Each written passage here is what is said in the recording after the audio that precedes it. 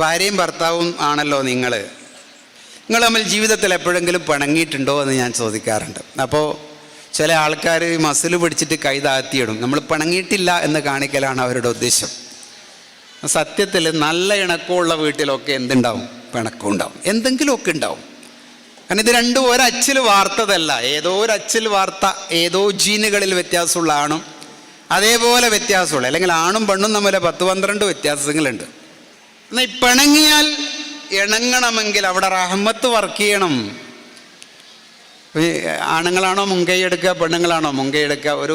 ഒരു ഭാര്യയും ഭർത്താവും നമ്മൾ പിണങ്ങിയ ആരാ ആദ്യം എങ്ങനെയെങ്കിലും ഇതിനൊന്ന് ഇണക്കം നേരെയാക്കാൻ വേണ്ടി നോക്കുക? പെണ്ണുങ്ങൾ പറയും ഞങ്ങളാ, ആണുങ്ങൾ പറയും ഞങ്ങളാ. പക്ഷെ ഞാനതിന് ഇങ്ങനെ വ്യാഖ്യാനം കൊടുക്കാം. ആർക്കാണോ ഫീലിങ്സുകൾ കൂടുതൽ അവരായിരിക്കും വേഗം നന്നാക്കാൻ നോക്കുക. അതിൽ മിക്കവാറും പെണ്ണുങ്ങളാണ് ഫീലിങ്സിൽ നിൽക്കുക. ആണുങ്ങൾ അധികവും ഈ ചിന്തകളുടെ ലോജിക്കിൻ്റെ ആളാണ്. അതുകൊണ്ടാണ് നമ്മൾ ഈ പെരുന്നാളിന് ഡ്രസ്സ് വാങ്ങാൻ വേണ്ടിയിട്ട് നിങ്ങളെ എവിടെയെങ്കിലുമൊക്കെ ഒരു ഷോപ്പിൽ കൊണ്ടുപോയാൽ ഭർത്താവ് പറയും നീ ആ ഭാഗത്ത് പോയിട്ട് എടുത്തോ, കാരണം 1500 ചുരിദാറൊക്കെ നിൽക്കുന്ന ഭാഗം അതാണ്. അപ്പോൾ പെണ്ണിൻ്റെ ഫീൽ എന്താണെന്നറിയോ? നിങ്ങളെ പെങ്ങളോട് നിങ്ങളങ്ങനെ പറയൂലല്ലോ, എന്നോട് മാത്രം എന്താ ഇങ്ങനെ? ആണുങ്ങൾ എപ്പോഴും ലോജിക്ക്, കാൽക്കുലേഷൻ, ബഡ്ജറ്റ് ഇതിലൊക്കെ നിൽക്കും. മുസ്തമാഷ ഭാര്യയിലുണ്ടാവോ? പെണ്ണുങ്ങൾ ഫീൽ ചെയ്യും, വേഗം ഫീൽ ചെയ്യുന്നവരാണ് ഞാൻ എപ്പോഴും പറയുന്നത്, പഠിച്ചോനെ 3 വർഷമോ 4 വർഷമൊക്കെ മിണ്ടാണ്ട് നിന്ന ഭാര്യ ഭർത്താക്കന്മാരെ ഞാൻ കാണേണ്ടി വന്നിട്ടുണ്ട് ജീവിതത്തിലെ. ഇത് രണ്ടും ഇങ്ങനെ കൊണ്ടിരുത്തിയാൽ ഈ നോട്ടിലൊക്കെ പ്രിൻ്റ് ചെയ്ത കോലങ്ങളില്ലേ, 2 ഭാഗത്തേക്ക് ഇങ്ങനെ നിൽക്കുന്നുണ്ട്. ഇരുന്നാൽ മുഖത്ത് നോക്കൂല. മക്കളും കാണുന്നത് ഇതാണ്. ഉപ്പാൻ്റെ മുഖത്ത് വെക്കുന്നില്ല. ഉമ്മ വരുമ്പോൾ ഉപ്പാക്ക് ഇഷ്ടമല്ല, ഉപ്പ വരുന്ന ഉമ്മക്ക് ഇഷ്ടമല്ല. ഇങ്ങനത്തെ ഒരു ദുരന്ത മുഖത്താണ് നമ്മൾക്ക് ജീവിക്കേണ്ടി വരുന്നതെന്ന് തോന്നിക്കഴിഞ്ഞാൽ ആ കുട്ടികളെ വീട്ടിൽ നിൽക്കൂല, അവർക്കും എവിടെയെങ്കിലുമൊക്കെ ഒളിച്ചോടാനാ തോന്നാം. അപ്പോൾ കാരുണ്യം കൊണ്ടുള്ള വീണ്ടെടുക്കൽ നമ്മളെല്ലാവരുടെയും വീട്ടിൽ നടന്നുകൊണ്ടേയിരിക്കണം. അപ്പോൾ ഭാര്യയ്ക്ക് തോന്നി പഠിച്ചോനെ ഇയാളെ എങ്ങനെയെങ്കിലുമൊക്കെ നന്നാക്കണം. 3 ദിവസമായിട്ട് പിണങ്ങിയിട്ട് ഒന്നും തിന്നാണ്ട് പോകുന്നു, ഏടുന്നല്ലോ തിന്നിട്ട് വരുന്നു. ഭാര്യ എന്ത് ചെയ്തു എന്ന് പറഞ്ഞാൽ, കണ്ണൂർക്കാരി ഭാര്യ എന്ന് വിചാരിച്ചോ, അവളെന്ത് ചെയ്തു എന്ന് പറഞ്ഞാൽ ബെഡ്ഷീറ്റ് വിരിച്ചിട്ട് അതിലൊരു പൂവെടുത്ത്, റോസാപ്പൂ എടുത്ത് വെച്ചു. ചില അടയാളങ്ങളാണ്. സ്ത്രീകൾ അധികവും ലക്ഷണങ്ങളെ കൊണ്ടാണ് സംസാരിക്കുക, നേരിട്ട് പറയില്ല. അപ്പോൾ എന്താ അടയാളം?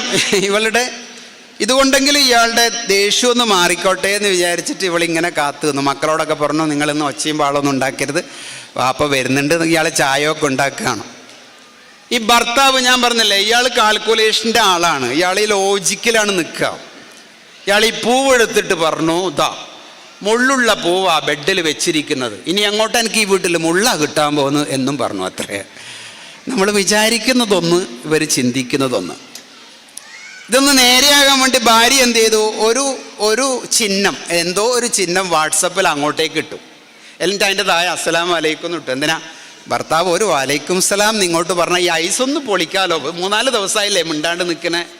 അവിടെ ആ പെണ്ണ് കാരുണ്യത്തിൻ്റെ വഴിയിലൂടെ പോകുന്നയാ, വിട്ടുവീഴ്ചയുടെ വഴിയിലൂടെ പോവുക. ഭർത്താവ് 2 ക്വസ്റ്റ്യൻ മാർക്ക് ഇട്ടു ഇങ്ങോട്ട് പകരം. കണ്ടോ? ഇത് നേരെ തിരിച്ചു സംഭവിക്കാം. ചില ആണുങ്ങൾ വേഗം നന്നാക്കാൻ നോക്കും, പെണ്ണും ഇങ്ങനെ നിൽക്കും, ബലൂണ് ഇങ്ങനെ വീർപ്പിച്ചമാര്. ഞാനിങ്ങനെ വായിച്ചു, മസിൽ പിടിച്ചിങ്ങനെ നിൽക്കൂലേ നമ്മൾ, ശരിയാവൂല, വിട്ടുകൊടുക്കൂല, എൻ്റെത് മാത്രം ശരിയെന്ന് വിട്ട് നിൽക്കൂലേ. അങ്ങനെ ഒരാൾക്ക് പിടിച്ചു നിൽക്കണമെങ്കിൽ 70 മസിലുകൾ ഇങ്ങനെ പൂട്ടിയിട്ട പോലെ വർക്ക് ചെയ്യണമെന്നാണ്. ചിരിക്കാൻ 14 മസിലേ വർക്ക് ചെയ്യണ്ടുള്ളൂ. ഏതാ ലാഭം? വിട്ടേക്കണം, പോട്ടേന്ന് വിചാരിക്കണോ? ആ വിട്ടുകൊടുക്കുന്നിടത്ത്, പോട്ടേന്ന് വിചാരിക്കുന്നിടത്ത്, ചേർത്ത് പിടിക്കുന്നിടത്ത് അവിടെ ഒരു റഹ്മത്തിൻ്റെ അംശമുണ്ട്. വീട്ടിൽ തുടങ്ങണം. ഇതൊക്കെ പോട്ടെ, 65 വയസ്സുള്ള ഉമ്മാമയും 70 വയസ്സുള്ള ഉപ്പാപ്പി ഒരു വീട്ടിലുണ്ട്, മക്കളെല്ലാം ഗൾഫിലാണ്, 4 ദിക്കിലാന്ന് വിചാരിച്ചോ. ഇയാൾ ആരാണ് ആദ്യം മരിക്കുമെന്ന് വിചാരിച്ചിട്ട് ഇങ്ങനെ കാത്തു നിൽക്കുക. ഭർത്താവ് ചില സമയത്ത് ഭാര്യയുടെ കാല് തടയി കൊടുക്കും, ഭാര്യ ഭർത്താവിന് കാല് തടയിക്കുന്ന കാരണം ഇത് അവസാന നിമിഷങ്ങളാണ്. അപ്പോൾ കഞ്ഞി ഇങ്ങനെ സ്പൂണിൽ കോരിക്കൊടുക്കും. സമയത്രായി എന്നൊക്കെ ഭർത്താവ് ചോദിക്കും, കാഴ്ചക്ക് മങ്ങലുണ്ട്. ഇവർക്കിടയിൽ മവദ്ദത്തല്ല വർക്ക് ചെയ്യുന്നത്, ഇവർക്കിടയിൽ റഹ്മത്താ. അപ്പോൾ ഈ റഹ്മത്ത് കൊണ്ട് ചേർത്ത് പിടിക്കുന്ന കുടുംബ ബന്ധം, വിട്ടുകൊടുക്കുക, പോട്ടെ, ഞാൻ ചോദിക്കട്ടെ, നമ്മളെ മക്കൾ കുഴപ്പം കാണിച്ചാൽ നമ്മളതിനെ അവന് ചേർത്ത് പിടിക്കും പിന്നെയും പിന്നെയും. എന്താ? കാരുണ്യം കൊണ്ട് ചേർത്ത് പിടിക്കുന്ന എന്തോ ഒന്ന് നമ്മളുടെ എല്ലാവരുടെയും വീട്ടിലുണ്ടാകണം. അവിടെ നന്മയുണ്ടാവും. കേൾക്കാൻ തയ്യാറാകണമെന്ന്. ചിലതൊക്കെ കേൾക്കുക എന്ന് പറഞ്ഞാൽ സ്നേഹത്തിൻ്റെ, ഞാനൊരു തമാശ വീണ്ടും പറയാം. ഞാൻ ഈ തമാശ പറയുന്നത് ചെറിയ സമയം കൊണ്ട് എനിക്കിത് അവസാനിപ്പിച്ച് പോകണമല്ലോ. ഞങ്ങൾ ഒരു പരിശീലകൻ ഇതേപോലത്തെ ഒരു ഭാര്യ ഭർത്താക്കന്മാരുള്ള ക്ലാസ്സിൽ വന്നപ്പോൾ, ഞാൻ പലയിടത്തും പറഞ്ഞിട്ടുണ്ട്, ചിലപ്പോൾ എൻ്റെ അടുത്ത് തന്നെ കേട്ടിട്ടുണ്ടാവും.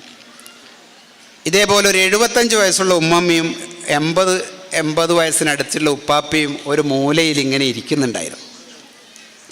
ഈ ക്ലാസ് എടുക്കാൻ വന്ന ആളുകൾ ഇതുപോലെയല്ല, നേരെ ഇറങ്ങി ഒരു ട്രെയിനിങ് പോലെ ചെയ്യുമ്പോൾ അയാൾ ഇവരെ കണ്ടപ്പോൾ ഒരു വല്ലാണ്ട് പതറി. പഠിച്ചോനെ, ഇവരെന്തിനാണ് ഈ ക്ലാസ്സിൽ വന്നിരിക്കുന്നതെന്ന് സംഘാടകരോട് ചോദിച്ചു. അപ്പോൾ സംഘാടകർ പറഞ്ഞു, അവരെ നിങ്ങൾ മൈൻഡ് ചെയ്യണ്ട. നമ്മളെ നാട്ടിൽ 45-50 വർഷമായിട്ട് ഏറ്റവും നല്ല ദാമ്പത്യ ജീവിതം നയിച്ചതിന് ഇവർക്ക് അവാർഡുണ്ട്. സമാപന ചടങ്ങിലേക്ക് നേരത്തെ വന്നിരുന്നതാ. അപ്പോൾ ഈ ക്ലാസ് എടുക്കാൻ വന്നവർക്കൊരു കൗതുകം തോന്നി. ഇയാൾ മൈക്കങ്ങ് കൊടുത്തിട്ട് പറഞ്ഞു, നിങ്ങളുടെ ദാമ്പത്യ ജീവിതത്തിൻ്റെ സന്തോഷത്തിൻ്റെ കാരണം പറ, എന്നിട്ട് നമുക്ക് തുടങ്ങാമെന്ന് പറഞ്ഞു. നന്നായി തുടങ്ങാലോ, അനുഭവങ്ങളിൽ നിന്ന് തുടങ്ങാമെന്ന് പറഞ്ഞു.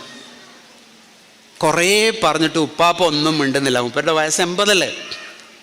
ഇപ്പം 75 വയസ്സുള്ള ഉമ്മാമ്മ പെട്ടെന്ന് മൈക്ക് വാങ്ങിയിട്ട് പറയുന്നൊരു വർത്താനമുണ്ട്. ഞങ്ങൾക്കിടയിലുള്ള ദാമ്പത്യ ജീവിതത്തിൻ്റെ സന്തോഷത്തിൻ്റെ കാരണം വേറൊന്നുമല്ല, ഇതിയാന് ജന്മനാ ചെവി കേൾക്കൂല, അതാണ് സന്തോഷത്തിൻ്റെ കാരണം എന്ന് പറഞ്ഞു. അപ്പോൾ കൗതുകം അല്ലേ?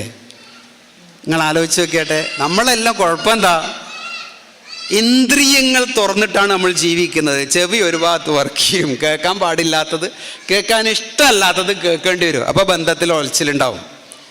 ചിലർ കാണാൻ പാടില്ലാത്തത് കാണും. ഒരിക്കൽ എന്നോട് ഒരാൾ വന്നിട്ട് പറഞ്ഞു, ഞാൻ ഇവളെയും കൂട്ടിയിട്ട് സൽക്കാരത്തിന് പോയി.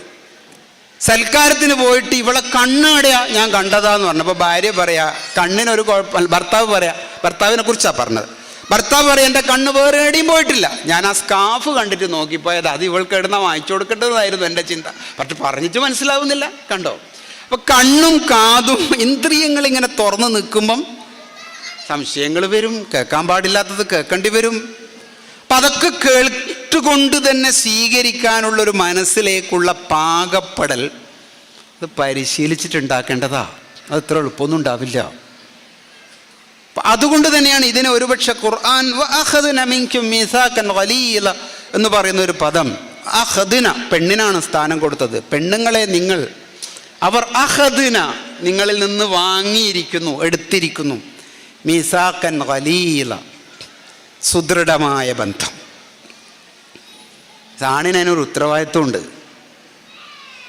ഇത് സ്നേഹം എന്ന് പറയുന്നത് ലക്ഷണങ്ങളിലൂടെ മാത്രം പുറത്തേക്ക് വരുന്നൊരവസ്ഥയാണ്. അത് എളുപ്പമല്ല. ചില ആണുങ്ങൾക്കത് പ്രകടിപ്പിക്കാൻ അറിയില്ല, ചില പെണ്ണുങ്ങൾക്കും അത് പ്രകടിപ്പിക്കാൻ അറിയില്ല. എത്ര വലിയ ആളായാലും അവരുടെ ജീവിതത്തിൽ എവിടെയോ കിട്ടേണ്ട ചില സന്തോഷങ്ങളുണ്ട്. വലിയ പൈസയും വലിയ സൗകര്യങ്ങളും വലിയ വീടും ഉണ്ടായതുകൊണ്ട് കാര്യമില്ല.